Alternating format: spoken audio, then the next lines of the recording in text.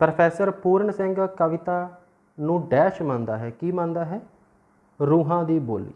Professor पूर्ण सिंह ਮੰਨਦਾ है कविता नूं रूहां दी बोली। जिथे ना पहुँचे रवि उत्थे पहुँचदा कवि।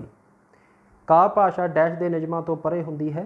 भाषा के व्याकरणिक नियमां तो परे हुंदी है। कविता के उपर व्याकरण नियम लागू नहीं हुंदे। डैश तो बिना सिरजना की कुख बांझ हुंदी है। कल्पना तो बिना सिरजना नहीं हुंदी साहित्य की। प्रतीक डैश की प्रतिनिधिता करते हैं। अनदिसते की प्रतिनिधिता करते हैं। जिहड़ी कविता दे विच प्रतीक हुंदे आ, इसनूं अन कहा ते अनवेख्या भी कहा जा सकता। इहदे लई एक उदाहरण है कि जिवें एक लड़की हुंदी है, उहदे हत्थां विच चूड़ा पाया होवे तो उत्थों सानूं अंदाज़ा हो जाता कि लड़की विआही हुई है, इहदा विआह हो चुकिया, चूड़े तो पता लगता है। इस तरह कविता दे विच जो चीज़ सानूं दिखाई नहीं दे रही हुंदी, विआह तो दिखाई दे नहीं रहा चूड़े तो, पर चूड़ा दिख रहा तो चूड़े तो अंदाज़ा लगा रहे हैं कि असीं ये लड़की विआही हुई है। उस तरह कविता दे विच प्रतीक हुंदे आ, कुछ शब्द अजिहे वरते हुंदे आ कवि ने, जो चीज़ कविता विच नहीं भी दिस रही हुंदी, उन्हां प्रतीकों तो सानूं पता लग जाता कि कवि ये चीज़ है जिहड़ी सानूं कहना चाहुंदा है। साहित्य का जेठा पलेठा रूप किस साहित्य रूप नूं मन्निया जांदा? ये मन्निया जांदा कविता नूं। ये मुੱਢਲਾ रूप है। कहते कि सब तो पहला कविता ही होंद दे विच आई है, तो जो पहला होवे उसनूं जेठा बोल दिंदे, वड्डा जिहड़ा हुंदा घर दे विच पलेठा। अगला तीसरा प्रश्न देखो, दूसरा प्रश्न आपां छड्ड रहे हैं। कवि किहो जिहा व्यक्ति हुंदा है? अत संवेदनशील व्यक्ति हुंदा कवि। आधुनिक समय विच छंद का त्याग करके किहो जिही कविता लिखी जा रही है? छंद मुक्त कविता लिखी जा रही है। जिहड़ी छंदबद्ध कविता सी वो तो अलोप होई है, पर उहदी थां ते जिहड़ा छंद वरतिया जा रहा अजकल वो गज़लों दीआं बहरां दी वरतों की जा रही है। छंदबद्ध जिहड़ी रचना हो रही है वो गज़लों दे विच हो रही है, तो उहदे विच गज़लों दे जिहड़े बहर आ वो वरते जांदे आ, ते जिहड़ी कविता पुरानी लिखी जाती सी छंद वाली, उहदी थां ते हुण छंद मुक्त कविता चल पई है।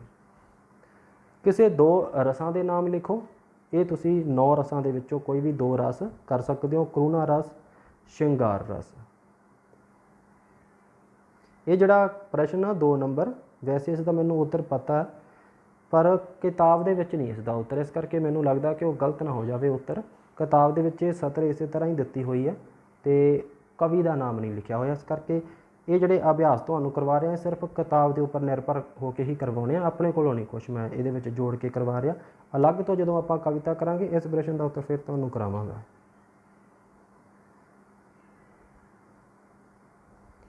ये कुछ वड्डे प्रश्नों वाले उत्तर है, तो इस दे विचों कुछ गल्लां नोट कीतियां जिहड़ियां अभ्यास दे विच नहीं दित्तियां, पर आपां नूं पता होणियां जरूरी है।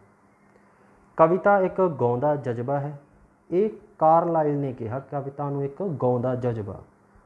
कविता जीवन की पड़चोल है, ये कहा मैथ्यू अर्नाल्ड ने।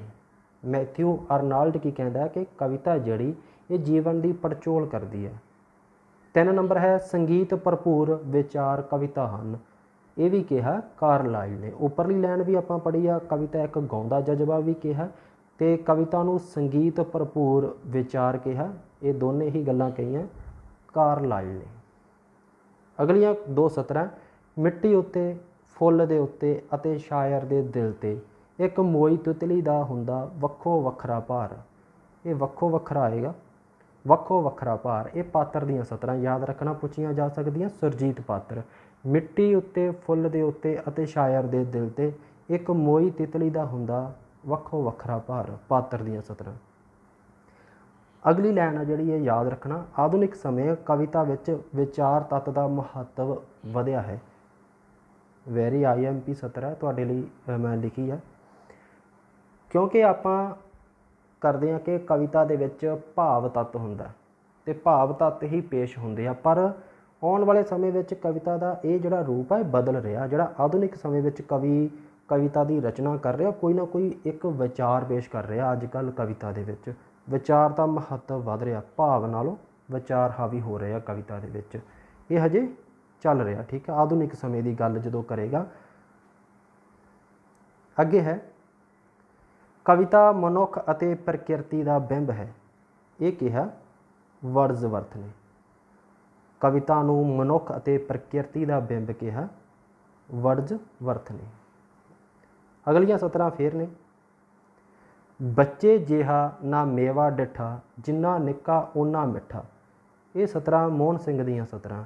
ਇਸ ਦੇ ਵਿੱਚ ਵਿਰੋਧਾਭਾਸ ਅਲੰਕਾਰ ਹੈ।